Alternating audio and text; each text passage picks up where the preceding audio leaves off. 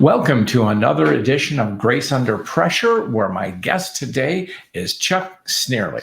I'll tell you all about Chuck in just a moment. Grace Under Pressure is that show that focuses on what's too often dismissed as the soft stuff, the caring, the commitment we exert toward others. And when you do it as a leader, you're definitely going to discover that Chuck is. You do it with a singular purpose of bringing people together for common cause. Chuck Snearly, welcome to Grace Under Pressure. So, thank you, John. Great to be here. Great. I want to tell everybody about you. First of all, I've known you for almost 30 years. So, a long time. Yeah. So anyway, Chuck is an exceptional award-winning writer who's a speechwriter and annual report, total comms professional, worked at Ford Motor Company for 30 years as a chief speechwriter, and won, you name an award for speechwriters, he's won it. And he's now transitioned to, he still writes speeches and good ones because he's much in demand, but he's a novelist. And we're going to talk about balancing speech writing and novel writing in our interview. So welcome, Chuck Snearly. So thank you. Thank you. Great. Chuck, it's a question we've talked about when, and some viewers may know that I used to cut my teeth as a speechwriter, not as adept as you, but a little bit.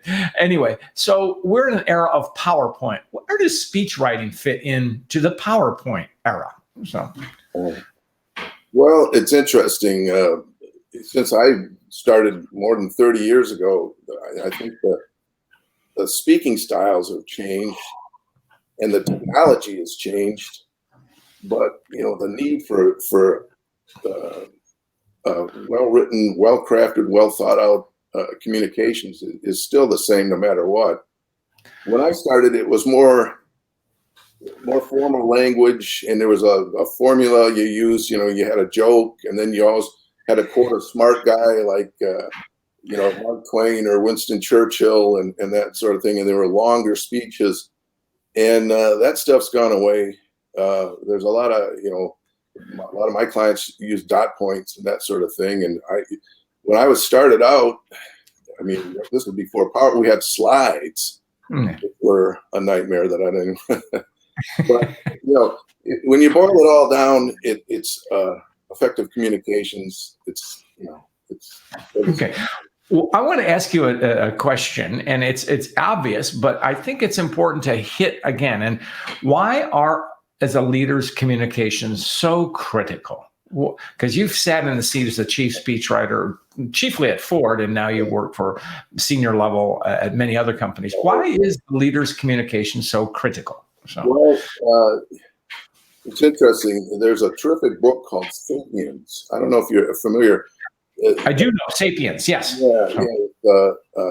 Yuval Noah Harari, and the premise of the book is that what made human beings the most dominant species on the earth is the fact that we told stories and we communicated, and then by doing that, people have a common vision, common goals, and they're much more effective as a group.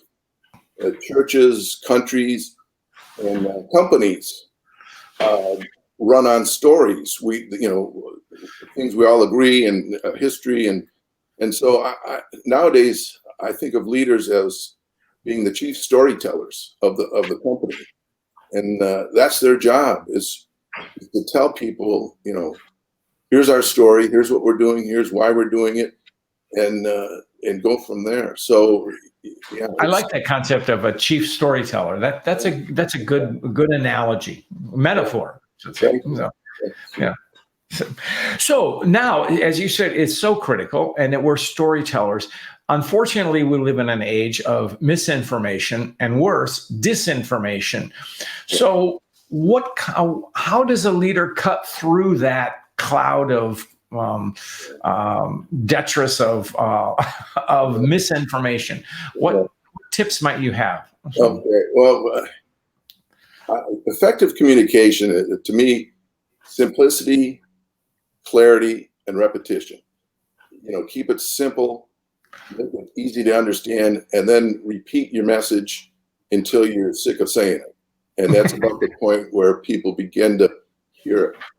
And for miscommunication, or when you're fighting misinformation, I should say, the only thing I would add to that is take those ingredients and add speed, because the faster you can get out there with your message, countering the misinformation, the better off you're going to be. So that's good, and it's also not just speed, but also at times being proactive ahead of what you think might come. So. Well, yeah, if you can even know something's coming and get ahead of it, that's the best. Right. Now, what kind of, I'm just going to ask you, because I never asked you this and we've known each other a long time. What kind of speeches did you enjoy writing, or do you enjoy writing the most? So. Well, God bless business. It pays the bills and all that. But, numbers and sales and products and all that wonderful things. But I liked the more personal things, award presentations, retirements, that's where you're talking about a person. Eulogies, unfortunately, somebody has to die for that, so we'll keep that off the list. But anything where you can, get a little more personal, and rather than talking about numbers and all that good stuff, I like doing those. Yeah, those are great. I'm glad you mentioned the eulogy, because so often the eulogy it's a topic I have explored, and the eulogy is, it's not an obituary, but it's how you want to be remembered. And I think that's an interesting point for any communicator, any leader, is how do you want to be remembered? Right. One of the things when I've written a few, and one of the things, or if I'm advising someone, is that it's not just a list of what you've done. It's sort of putting that into the context of what was that for? What did that impact? Whose lives did it change? So that's not a bad way to actually, like you say, maybe write your own in advance and what am I doing right now? Not I made a lot of money, or I did this product, but what are you doing that's impacting people's lives that they will remember long after they've forgotten how many cars you sold or whatever. Right. It gets back to the saying that Maya Angelou once said: people forget what you say, but not how you made them feel. But for a communicator, making them feel comes from the words and the expressions and the stories that you tell. So it's essential. Now, you wrote a book on speech writing. What prompted you to do that, Chuck? Well, it's an interesting question. There was a guy that I worked with years ago, and this, Al Lee. Remember Al? Oh, I'm so glad you mentioned Al's name. Al Lee. Al did me countless favors. Well, he was, when you talk about impacting people's lives, he was a guy that did that. He was a terrific writer, a wonderful person too. But back in Al always had wonderful ideas going on. And back in the day, it was about the time there was new technology that enabled on-demand printing of books. And Al was going to start his own publishing company, because you didn't have to have $1 million. My very first book was published through Al. There you go. Well, you didn't have to have a lot of money, or print 1 million books, do a few at a time. Anyways, Al told me I needed to write a book about speech writing, how-to book. Yeah. That's a great idea, Al. And life happens, and I kept putting it off, and then he finally passed, and I said, okay, now I'm going to do it, and I dedicated it to him. So I wrote the book 12 years ago maybe, and it did pretty well. I mean, it was never a bestseller, but there was a couple of colleges that used it as a textbook, and it's still sells all of them too. Oh, that's good. Well, I do. I think I have a copy of it, or have had a copy of it. And so it's a good one. And you're an expert in that, and a much in demand speechwriter. Though now we come to it. Now you're a novelist. What prompted you to be a fictional storyteller instead of a real life storyteller? So another story.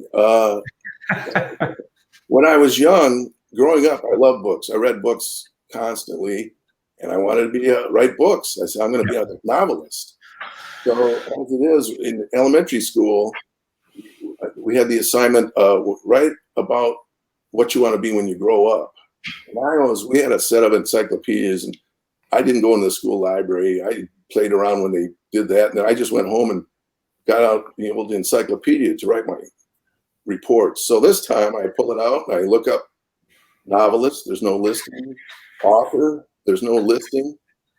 And finally, journalist. And there was a thing about journalists. So I wrote, I want to grow up and be a journalist. And the funny thing is, then I got interested in it. And I said, well, I didn't want to be a starving artist. And I said, well, you can make a living as a journalist, a la Hemingway or whatever, and then maybe get into novels later. And one thing, like as I said before, life kind of happened, and journalist, and then into public relations and speech writing. And I loved everything I was doing.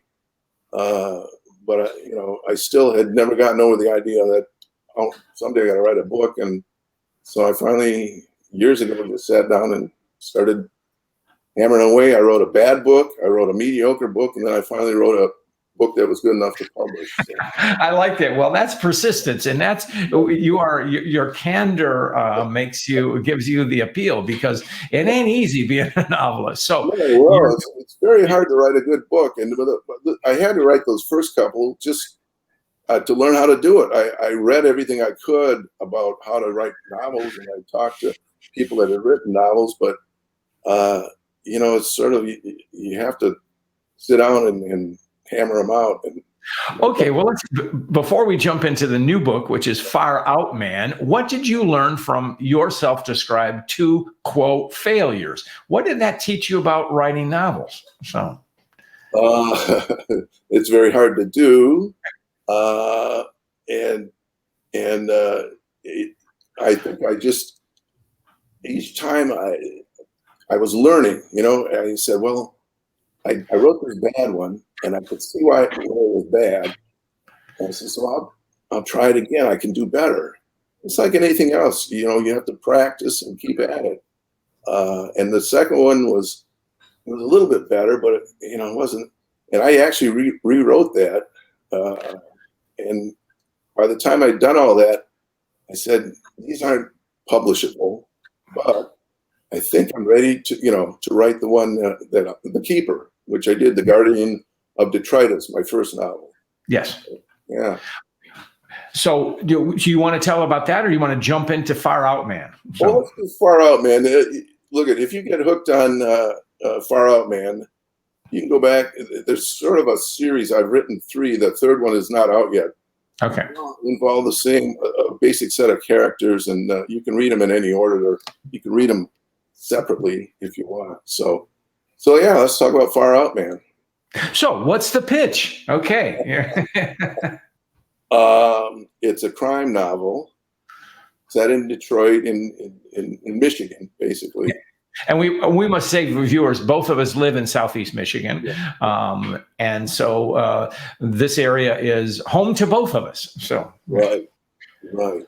And it's been described as sort of Elmore Leonard, the famous Detroit crime novelist. UD high grad, as a matter of fact. Yes. Yeah. So.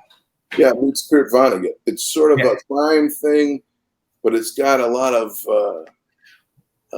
sort of paranormal, edges paranormal, and it's got some science things. A lot of things interested me, and so I kind of threw them all in there together. So. Okay. And I know there's a character in there, a Buddhist detective. Now, yeah, Murphy. That's one I haven't heard. Yeah, well, Murphy is an alcoholic Buddhist Vietnam vet detective, and the main character in Far Out Man is a professor, and he teaches English literature, but his specialty is 60s literature. So he's really into all the books of the 60s that sort of telling the tale of the times, the electric acid Kool-Aid test, and those kinds of things. Basically, it's a book of all the books. There's a list of all the books for his syllabus that are sort of all the books that I love from that time period. And he gets some students pull a prank on him, and his whole life is thrown into disarray. And besides the sort of the action and all that, it's sort of like, what's so funny about peace, love, and understanding? To myself, I said, those are still, at one point, everybody, it seemed like my generation, everybody kind of believed in that. And no, war is bad, and the environment, we should try to save nature. And then it kind of drifted away. So I kind of thought, well, let's write a book that there's a guy that just is trying to teach that to a new generation, and bad things happen. And so there you go. Off we go. So how long did it take you to write this book? This book, probably about a year from. Okay. So what is your novelist writer's day like? Well, I'm not, a lot of these people, they sit down at a certain time and they hammer out 6 hours, and then they, mine just varied. I try to write every day, but I found for me what works is don't wait for a perfect time in a perfect setting. If you got 20 minutes, give it 20 minutes and just chip away at it. But once I got rolling, I guess you'd say an average day is just either, one segment of the day, I'm either writing in the morning, or if we're doing something in the morning, then I write at night, and but maybe 3 hours tops a day. Okay. I'm wondering, what is the difference between, this might be the dumbest question you've ever been asked, writing a speech and a novel. And what I mean by that is a speech is much shorter, and you can see it beginning, middle, and an end. But a novel takes us in different directions. How did you approach that, Chuck? Well, that's a good question. I've been told I'm very good at dialogue, my characters. I think that comes from the speech training, listening, getting the ear for how things should be said. But the difference between the two, other than a lot of time and one's a lot longer. With a speech, it's a story. You're telling a little story, but it's like the short story. I like in my speeches to have a beginning, middle, and end. Like 3 acts. And tell them what you told them, and tell them what you told them again.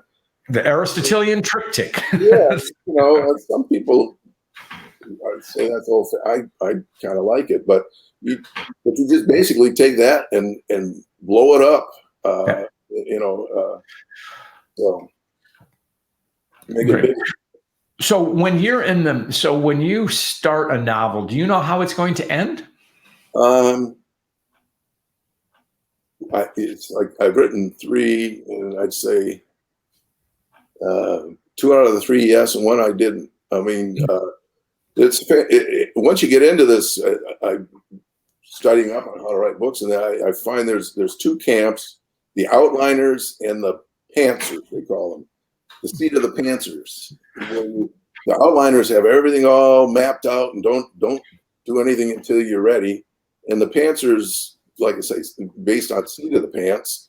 Yeah. You sit down, you kind of have an idea, a couple of characters, and just let it go. And they both work. It just, whatever works for you. Do you fall into one camp or another, or what?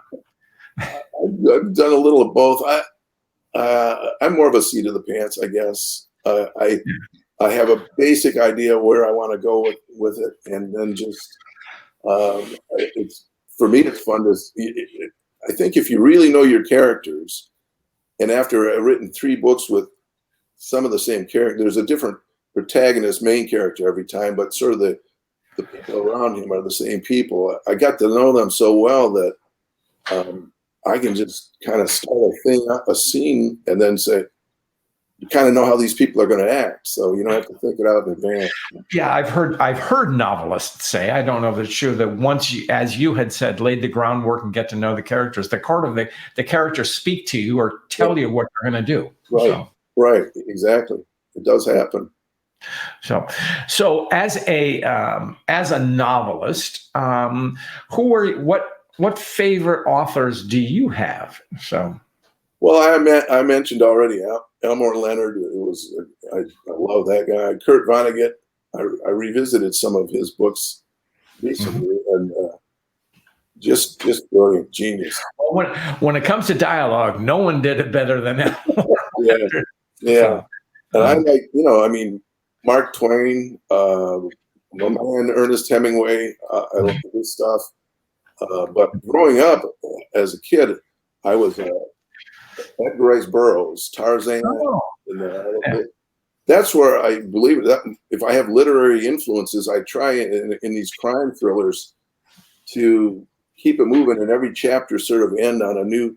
Because that's what Edgar Rice Burroughs did. Was every chapter ended on a new, what's going to happen next kind of thing. Absolutely. The Perils of Pauline serial. Right, exactly. And I mean, it's kind of hokey, but it no, and it's interesting. I've noticed that I've been reading. I'm chiefly a nonfiction reader, and some of the best writers are those who put that hook in the last paragraph of the new to lead you into the next chapter. Right. So yeah. So set the ground for it. So that's great. So if you, as someone who straddles two worlds, fiction and nonfiction, of course, and as a speech writer, and young people come to you and say, "Mr. Snearly, what advice can you give me other than saying, please don't do this?" Right. What do you say? So, wow. Well, if you want to write, you're going to write. It's these days, I don't know. It's kind of tough to, the magazine. What I grew up with, magazines and newspapers, are all kind of gone away. My kids are both, I warned them against it, but they became communicators too. And for my daughter, when she graduated college, kind of asked that question. I said, this is, 10 years ago, whatever. I said, go into social media, because there's no one in that like me that's been doing it for 40 years. You'll be, whatever happens, you're going to be, at the cutting edge. And she's done quite well with that. Great. As my son my son used to work for me as a speechwriter when he got out of college, because it was the middle of the Great Recession. Jobs were non-existent. So, and then he got into that. So I guess if you like to write, follow your passion, and you'll figure out a way to make a living. Don't be a starving artist, I guess I would tell them. Yeah.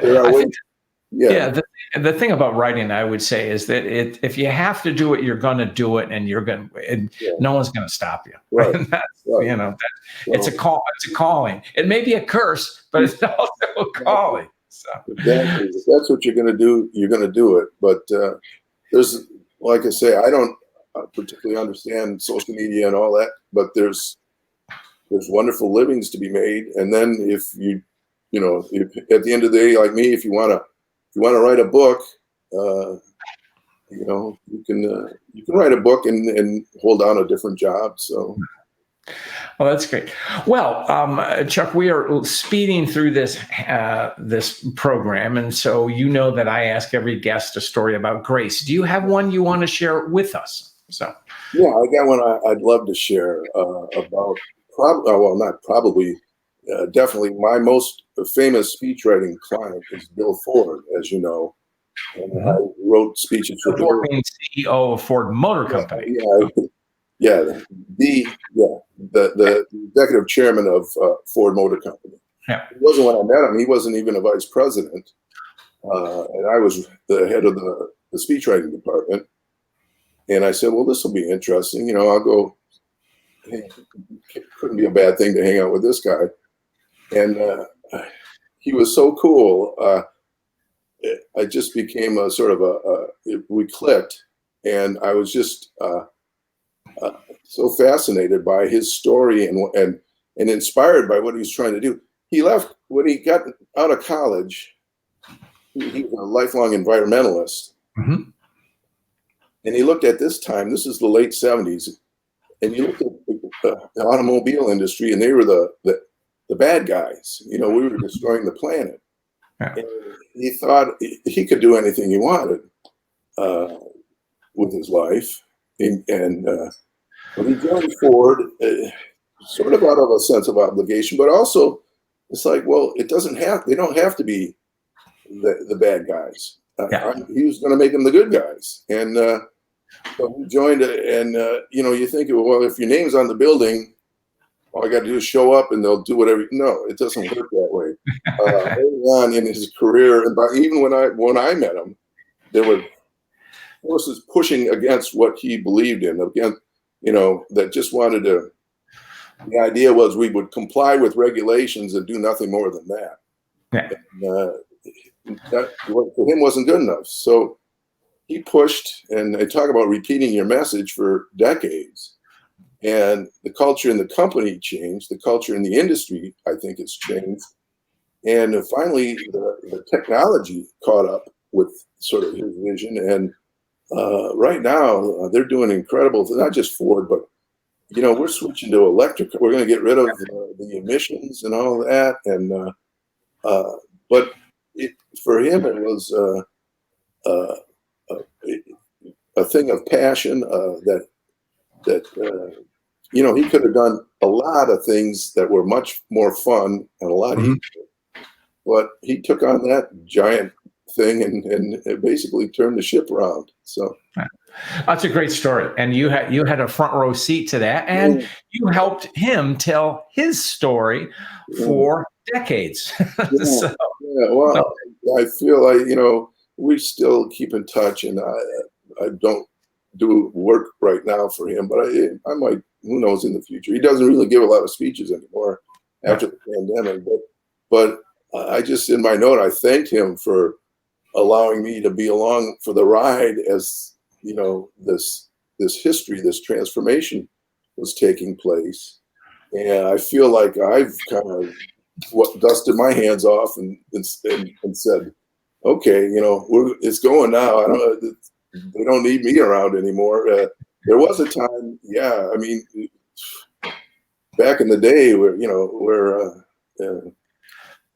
it was standing up for what he stood. Even being a Ford was not an easy. No, it was not. His cause was not popular, and you know, he could have easily been perceived as a dilettante and fought against that, and helped transform the company. So that's extraordinary. So. That's great. Well, Chuck, thank you for sharing your communications, insight into leadership communications, and your dark turn into novelists. Well, I say I'm making my career transition from successful speechwriter to struggling author. So, well, Chuck, that is an act of grace in itself, because it means you believe in yourself and you have a passion for what it is you do. And stories are stories. It's what makes us, going back to what you said with the book Sapiens. And it, you know, we are creatures of stories. So thank you for Far Out Man and its prod others stories about it. So Chuck, how can people find you? So just go on. I have a website, www.chucksnearly.com. Go on there. There's an email address there that they can, if you want to send me an email, you can buy a book. You can check out the book. But yeah, just look up my name on the web and you'll find me. All right. Well, Chuck, it's been a pleasure to see you. Thank you for spending time with us today. And with that, we will check out. Okay. Thanks, John.